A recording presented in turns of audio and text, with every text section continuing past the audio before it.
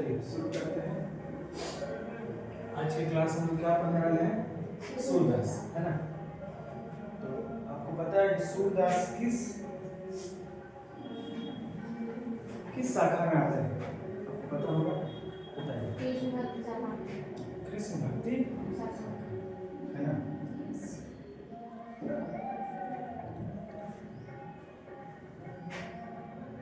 कृष्ण भक्ति शाखा में आते हैं। बस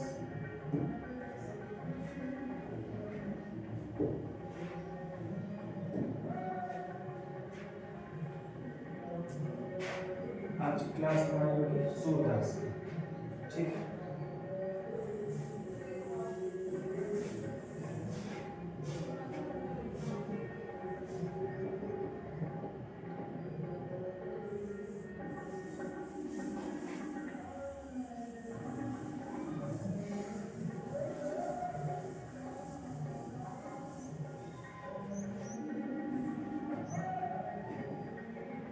चलिए शुरू करते हैं।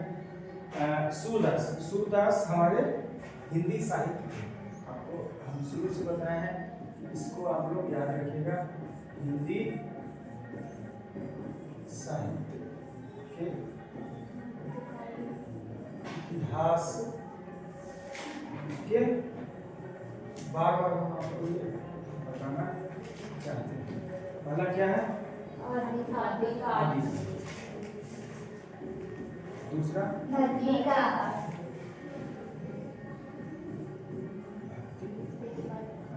तीसरा रीति और चौथा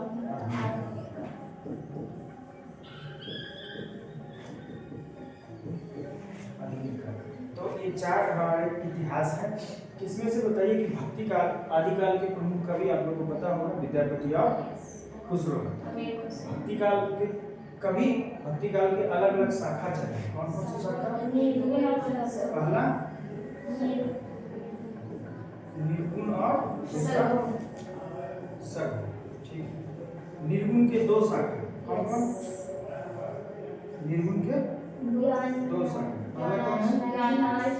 ज्ञानाश्रय और प्रेमाश्रय। और सगुण के राम भक्ति और कृष्ण। तो राम भक्ति और दूसरा कृष्ण भक्ति। तो कृष्ण भक्ति में हमारे कौन आते हैं कवि? सूरदास, है ना। सूरदास के अलावा और कौन कौन कवि हैं बताइए? रसखान है, रहीम है, मनीरा है और सूरदास है। बहुत सा कवि है। सूरदास चूंकि अष्टछाप कवि के ये क्या थे? अष्टछाप कवियों में से एक थे। अष्टछाप में 8 कवि होता है। 8 कवि का संकलन किया गया था विठलनाथ और बल्लवाचार्य। ठीक है, तो खैर ये सब बात हम लोग जानेंगे, लेकिन मेरा कहने का मूल उद्देश्य क्या है, आप लोग का कक्षा 12वीं की क्लास में सूरदास जो है हमारे कृष्ण भक्ति शाखा के कवि हैं। आपसे पूछेगा कि सगुण भक्ति के हैं कि निर्गुण भक्ति के हैं? तो सगुण भक्ति, आदिकाल, भक्तिकाल, रीतिकाल, आधुनिक काल, तीनों में से किस काल के हैं? तो भक्ति काल के कवि है ना। चलिए, तो अब हम लोग ये कब लिख रहे थे ये भी आपको जानना होगा। आपको बताया थे लगभग ये भक्ति काल है 1400 ईस्वी से 1700 ईस्वी तक। ये क्या था? ये लिख रहे थे उस समय के कवि। अब हम लोग जानते हैं कि सूरदास के बारे में, ये का परिचय, जन्म और निधन कब हुआ। चलिए यहाँ देखिए सूरदास। अच्छा, एक बात बताइए कि सूरदास अंधे थे? जन्म से अंधे थे कि बाद में अंधे? जन्म से। क्या प्रमाणित है? कुछ प्रमाण क्या प्रमाण है कि जन्म से अंधे थे? अच्छा, कई लोग शोध किए, शोध करने में पता हुआ कि वो जन्म से अंधे हैं। कई लोग बोले कि नहीं, जन्म से नहीं, बल्कि वो क्या है, बल्कि वो बाद में अंधे हुए। तो लोग अपने अपने हिसाब से सब लोग सोचते हैं। ठीक है, अलग अलग विद्वानों ने अलग अलग मत रखा है। खैर आप लोग ये जब हायर क्लास में जाइएगा तो ये चीजें आप जानिएगा।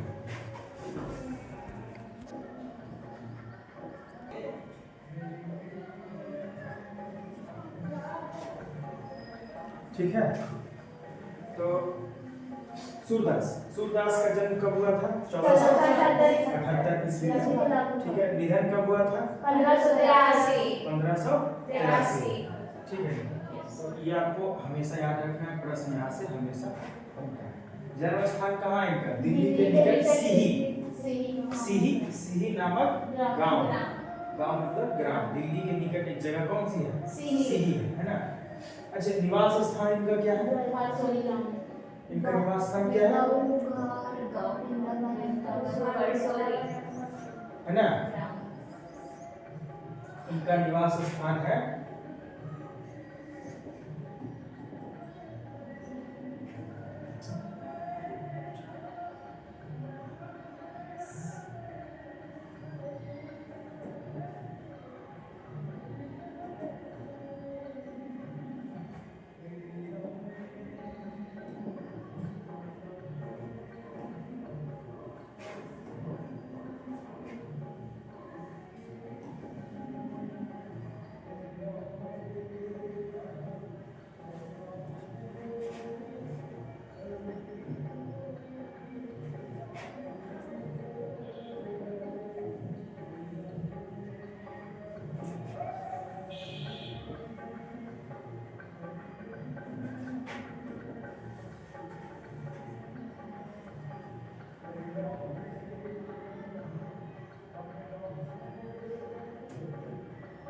दिल्ली के निकट सीही नामक ग्राम में इनका क्या हुआ था? जन्म हुआ था। निवास स्थान कहाँ है? ब्रज क्षेत्र में क्रमशः गौघाट, वृंदावन एवं पारसोली ग्राम में निवास है। मतलब ब्रज क्षेत्र में ये रहते थे, कृष्ण पर ये कविताएं लिखते थे, है ना। शिक्षा क्या है? शिक्षा बताइए। स्वाध्याय और ज्ञानार्जन, काव्य रचना एवं संगीत में क्या है ना। तो ये आपको याद रखना होगा कि इनका जन्म कब हुआ था? 1478। निधन कब हुआ था? 1583। जन्म कहाँ हुआ था? दिल्ली के सीही में। ठीक है, निवास स्थान कहाँ है इनका? चलिए, बहुत अच्छा। ये क्या करते थे? गीत भी गाते थे, कविताएं भी लिखते थे, खुद पढ़ते थे और खुद लोगों को पढ़ाते थे, है ना। अच्छा, इनका अभिरुचि मतलब हॉबी, मतलब क्या करना चाहते हैं, क्या आपकी रुचि है उसमें? ये घूमना, पर्यटन मतलब घूमना। सत्संग, ये सत्संग क्या है? सत्संग का अर्थ क्या होता है? हाँ, सत्संग का अर्थ सत्य के संग। सत्य मतलब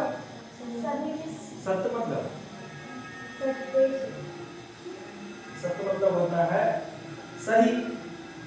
सही लोग के साथ रहना। तो क्या कहते हैं हम लोग? सत्संग।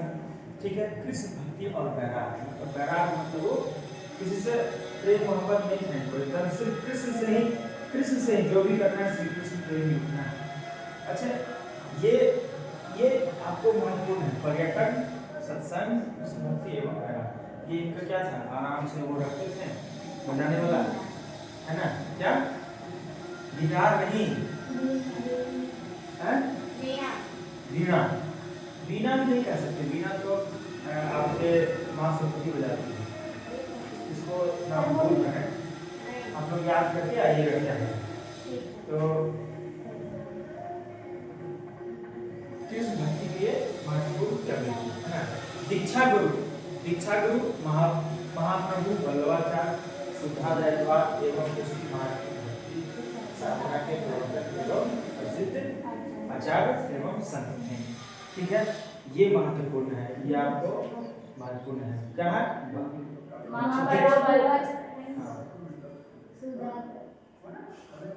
दीक्षा गुरु का अर्थ क्या होता है? पहले दीक्षा मतलब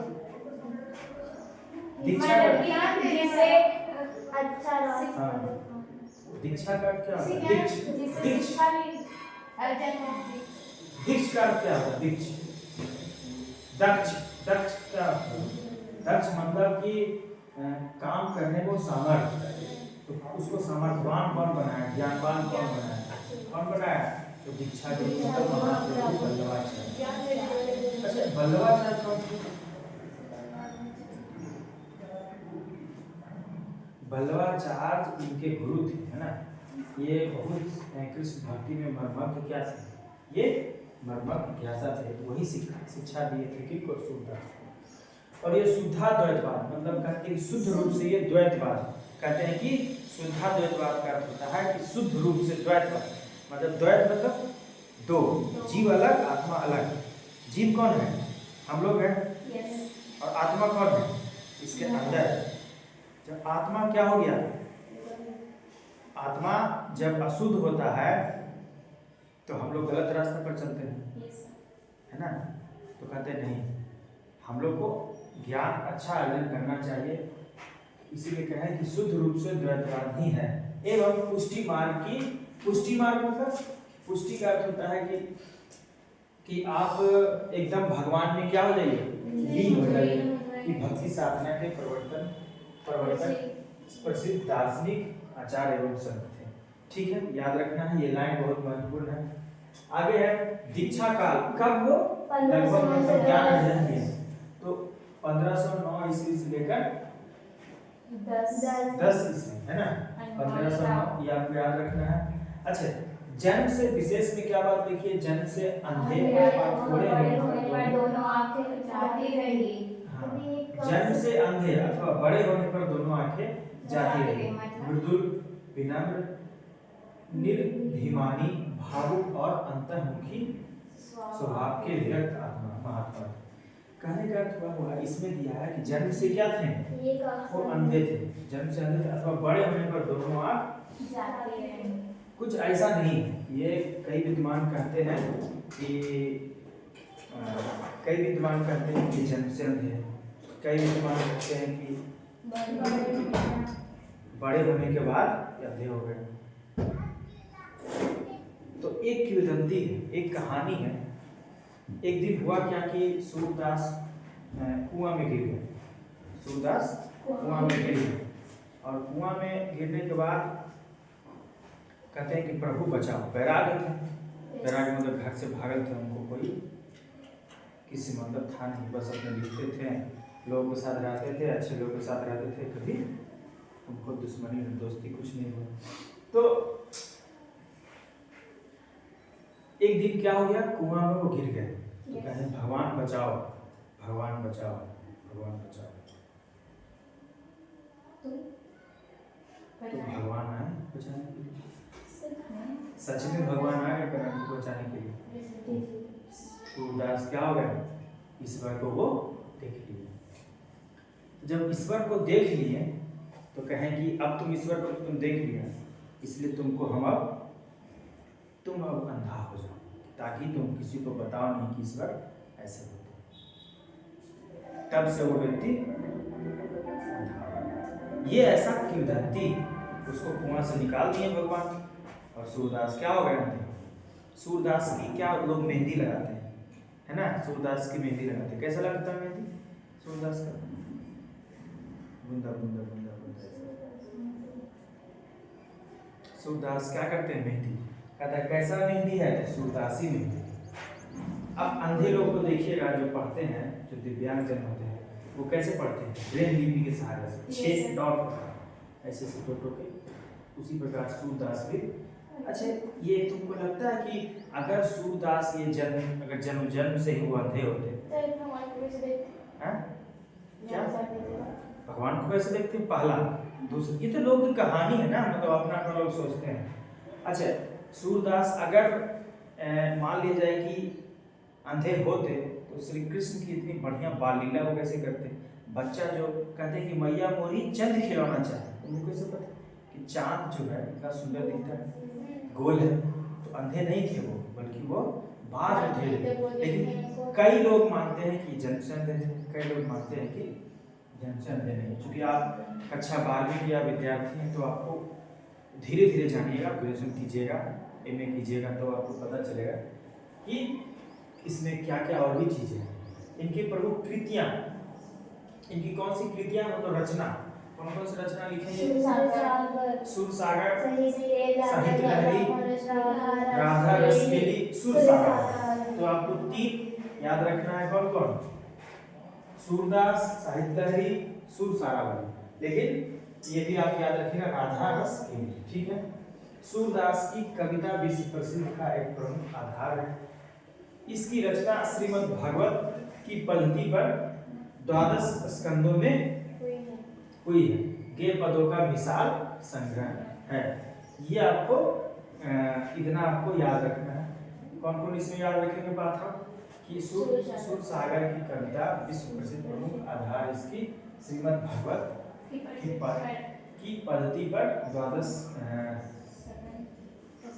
स्कंदों में हुई है।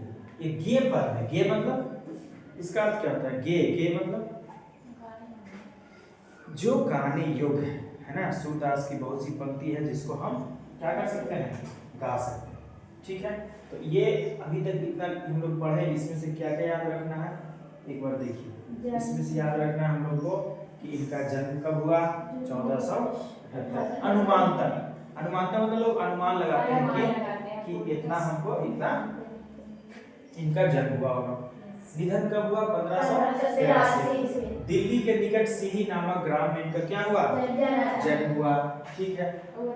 वो रहते थे कहाँ? गौघाट, वृंदावन एवं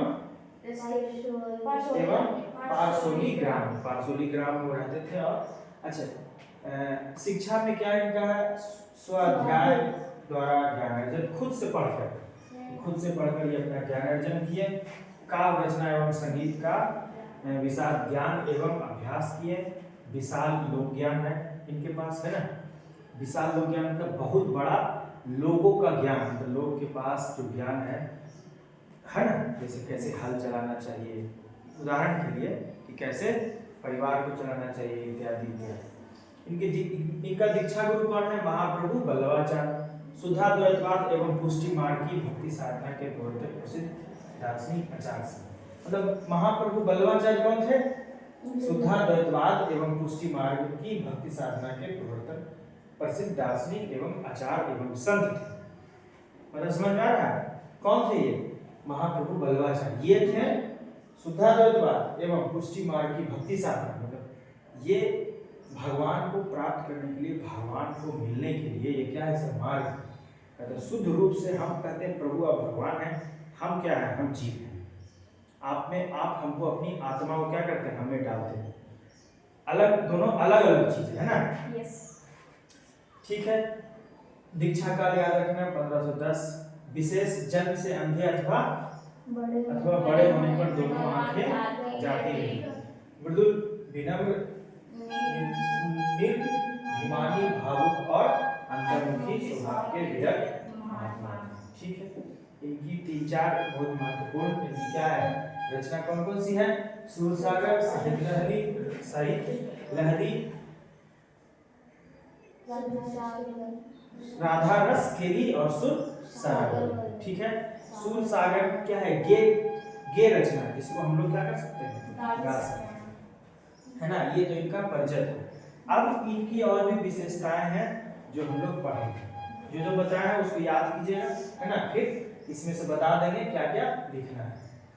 तो 1 मिनट इसमें आपको जो लिखना है उसको आप थोड़ा नोट कर लीजिए, है ना, तो ज्यादा सही है। ठीक है। इनका जन्म लिखिए, इनका निधन लिख लीजिए। दिल्ली के निकट सिही नाम का इनका गांव था। ठीक है। निवास स्थान आपको याद रखना है। ठीक है।